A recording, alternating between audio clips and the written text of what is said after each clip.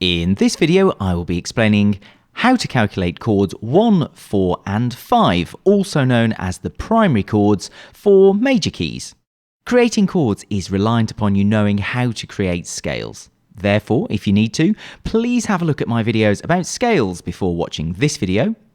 And finally, it would be ideal, but not essential, that you have watched parts 1 and 2 of this series of videos before watching this one, as those videos explain more about the basics of chords. Let's start by finding the primary chords for C major, a very simple key as there are no sharps or flats in the scale. Here's a C major scale, and I'm going to number each note of the scale to help us work out the chords. The primary chords, as we already know, are chords 1, 4 and 5.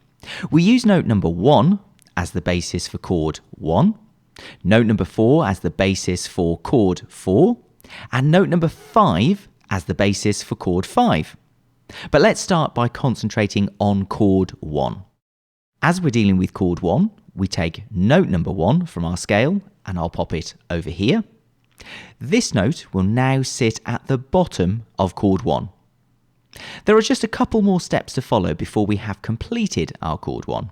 Firstly, we add a note a third above the C. If you're not sure what a third is, then draw a note so that it sits neatly on top of the C like this.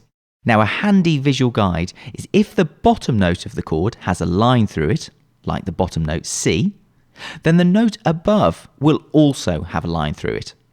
So a third above C is an E. Next, we then add another third immediately above the E. Again, if you're not sure what a third is, then just add a note immediately above, ensuring that it has a line through it when the note below has a line through it. So a third above the E is G. And that's it, chord 1 completed. Just be aware that it is worth checking that the notes sit neatly on top of each other. We know that the notes C, E and G make up chord 1 in C major, but if we take a quick detour and look at all of these chords, they all also contain C, E and G. There are ways you can lay out chords differently. Musicians call these inversions, and I look at these in another video. For the moment, make sure that the notes sit neatly on top of each other.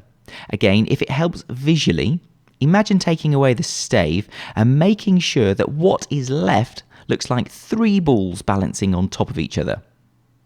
You'll see that this is the case for our correct answer, but in all of the wrong answers, it looks like there is a note floating in midair.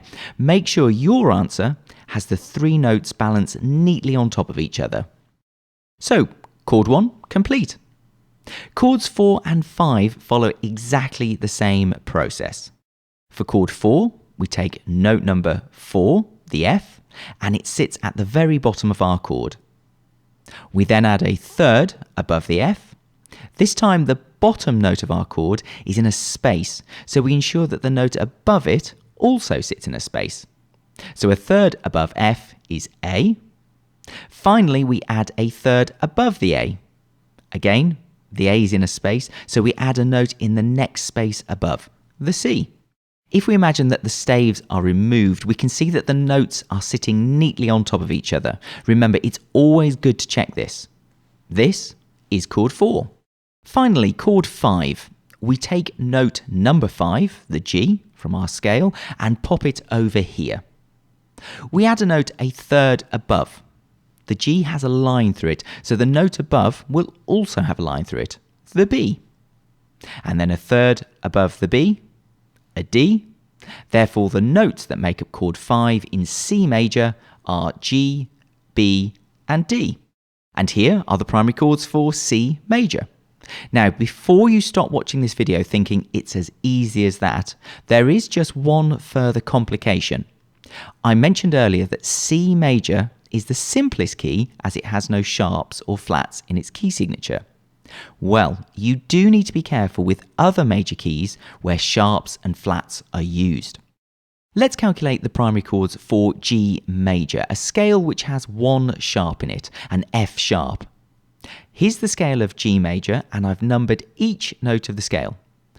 As before, let's calculate each of the primary chords one by one. So chord 1 first.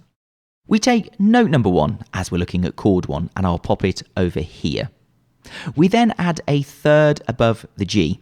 As the G has a line through it, so will the third above, the B. We then add a third above the B. It's a D. The notes are sitting neatly on top of each other, so that's our completed chord 1. So, chord 1 was straightforward, and so is chord 4 if we were to work it out. This is chord 4, but I'm going to skip ahead so we can concentrate on chord 5, a chord that can trip up students. Let's have a look at it. As we're dealing with chord 5, we take note number 5, the D, from our scale and pop it over here. Now, if you're wondering why I've put the D under the stave rather than on the line I've highlighted red, the same place as in the scale at the top of the screen, it doesn't really matter where you place the first note, as long as it is the same letter name or pitch as that in your scale. In this case, the 5th note of G major is a D, so we can put the D wherever we wish. I've chosen to put it under the stave. Okay, by now you will know that the next step is to add a third above the D. So a third above is what note? Well, many students get this wrong and just write an F. It's not, it's an F sharp. Because our G major scale has an F sharp in the scale, in this case the F sharp is placed in the key signature, we must always make sure that any chords in G major use an F sharp rather than just a regular F where necessary. So, and this is really important, whenever you are putting chords together, you must keep a very close eye on the scale you are using. Whenever you add a third above a note, just double check to see if it requires a sharp or flat. Let's keep going with this chord 5. So, we've placed an F sharp on top of the D. We now add a third above the F sharp to complete the chord. The F sharp is in a space, so a third above is an A. Let's just double check that the notes sit neatly on top of each other. They do. Here's our completed chord 5 from G major. Okay, let's look at one final key before we end, D major. Here's our scale, and as ever I've numbered all of the notes. Notice how that there is an F sharp and a C sharp in D major. Therefore, it's really important that in any chord we put together in D major, there will be C sharps instead of Cs and F sharps instead of Fs. Let's look at each of the primary chords one by one. So chord 1 first. As we're dealing with chord 1, we take note number 1, the D, and I'll pop it over here. We now add a third above, F sharp. Remember, it will be an F sharp because the scale of D major has an F sharp in it. We then add a third above the F sharp, an A. An A is just a regular A in D major, so no sharps or flats, so it can stay as an A. Finally, just double check that the notes sit neatly on top of each other. They do. Chord 1 complete. Chord 4, we take note number 4, the G, and we move it to the bottom of our chord. We now add a third above the G. A third above the G is B. In D major, the B is just that, no sharps or flats connected with it. We then add a third above the B, the note D.